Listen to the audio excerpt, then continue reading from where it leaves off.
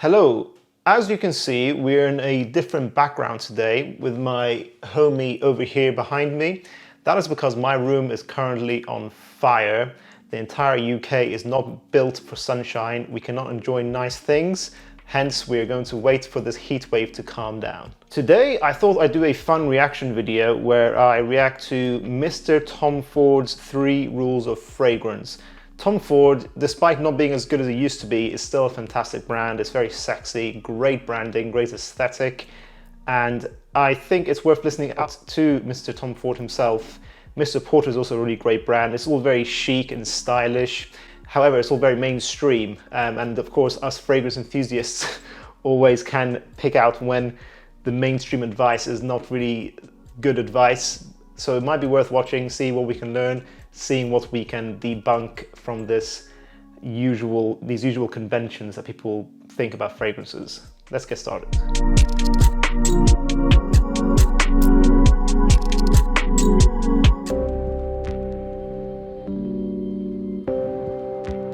The way you smell can make as much of an impression, if not more, than the way you look. That is very true. I think society in general underestimates the power of scent, and just know that in a year's time, the scents you're smelling now will transport you. So it's very important to associate the correct scent with the correct memories.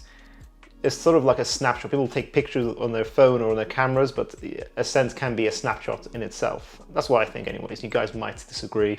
And also, of course, there's nothing worse than a bad smell. If you don't have to buy niche fragrances or be the best smelling person in the world, but just don't have bad breath. I think that's just a compulsory minimum that every guy should aspire to, because people will not tell you if you have bad breath, they'll tell other people that you have bad breath.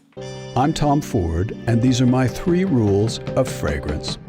Rule 1, perfect your method. Every time I see that silly thing of spraying the fragrance in the air and then moving through it, I laugh.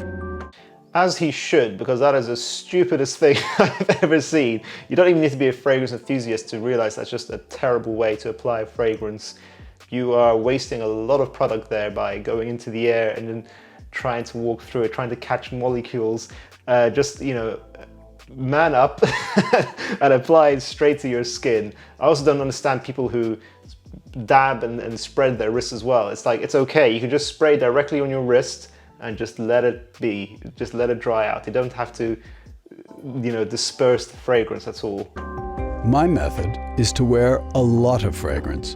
Many people think that you should apply fragrance lightly. Why? If you have a scent that you love, why not be generous with it? Well, that I think is very questionable advice, and it might just be a marketing scheme to try and get you to use more of the fragrance and hence buy more products. Now, yes, if you love a fragrance enough, you want to embrace it as much as possible. I think fine, do that in your own confines, in your own space, but you need to be appropriate with fragrance. I don't think overspraying is a personality trait like some people make it out to be. I just think it's just being inconsiderate to those around you. Bang, bang, bang. Bang, bang, bang, bang. I think mainly it's going to be common sense. If a fragrance is strong, 2 sprays will do the trick. If you're wearing a very strong fragrance, if you really want something really intense, just buy a stronger fragrance instead of overspraying. But even if it's a fragrance you really love, it doesn't perform as well as you want, I would still say just reapply throughout the day instead of over-applying, because most of the time it's actually bad to over-apply. You won't get the smell as much as you want because you become anosmic to it. Your nose gets used to it and sees it as too much of a present background noise that it's going to just ignore. If you have an alarm going off in the background, your brain will eventually ignore it if it's there long enough. It's a similar way with scents. Hence why actually overspraying can be underspraying, if you know what I mean. So sometimes less is more. Think about your sprays. I personally don't feel that I ever need to apply more than 8 sprays maximum, and that's for the really, really weak fragrances. Why smell only a little bit good when you can smell great?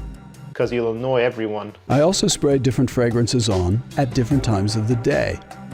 and I always spray on a bit of fragrance before I go to bed. So I agree with both those points. I think some fragrances are definitely more suited to daytime rather than night, and vice versa. I think, you know, really try out your fragrance and then try to think when would be the best time to wear them. It sounds like common sense for a lot of us fragrance enthusiasts, but you do get a lot of guys who will just say choose one fragrance. They'll find Bulgari's Man in Black and they'll just say, oh, this would be good to wear at the beach, for example. It does happen. I've smelled someone wearing Baccarat Rouge, definitely oversprayed it in a really hot indoor environment before as well. So definitely vary the timing that you're wearing your fragrance. And yes, wearing a fragrance before going to bed is really nice. I think anything with lavender is what I personally prefer. You can wear whatever you want, but it might be a little bit annoying smelling a really strong, potent, sweet oud just before going to bed. I find it enormously relaxing after a tough day. Rule 2, choose your intensity. Even a small drop of eau de parfum can offer intense fragrance. For times when I want a more subtle scent, an eau de toilette can be sufficient. I think that is, again, another myth.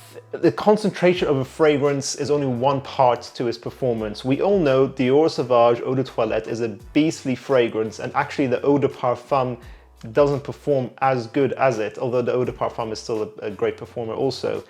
So take it as with a hint of salt. Overall, it's going to be the ingredients and the notes that are used in the fragrance that's going to make the biggest difference. A heavy citrus and light floral fragrance that's an eau de parfum is still going to dissipate much faster than a heavy oriental vanilla and tobacco fragrance that's an eau de toilette. Or even a fragrance-infused soap. I'm not sure how I feel about these branded soaps. I kind of just like going for simple, kind to the skin, non-scented products for body wash or soaps. What do you guys think? Are you fans of these branded deodorants and soaps, these extra things? Or do you like to have your main spray-on fragrance do all the talking for you and do all the scent for you? I'm not sure how I feel about, you know, these scented moisturizers and things like that. Rule 3, play to your mood. I like to keep a selection of fragrances for different moods. A rich, woody scent, like my private blend, Fougère Platine, gives me confidence. That's a good point. Different fragrances are better suited for different moods. That's why I always say have a variety of fragrances for different functions, which is why we made a Skillshare course, which helps you buy your first 5 fragrances, the foundations of your fragrance collection, that lets you have something for every occasion. And as well as this, something to even emphasize this point greater is to wear outfits that match the mood of the fragrance. It's a bit weird wearing a dark suit whilst wearing something like Artisan Pure, which is very bright and very much more in tune with white, bright clothing. So I think matching your clothing to your fragrances is also another good point for this. And makes me feel assured. For summer vacations, I choose a lighter citrus fragrance, such as Mandarino di Amalfi. And when I'm feeling fabulous, well, I've got a fragrance for that too. That is such an overpriced fragrance, by the way. It's not bad, I like the scent, but it's horribly overpriced.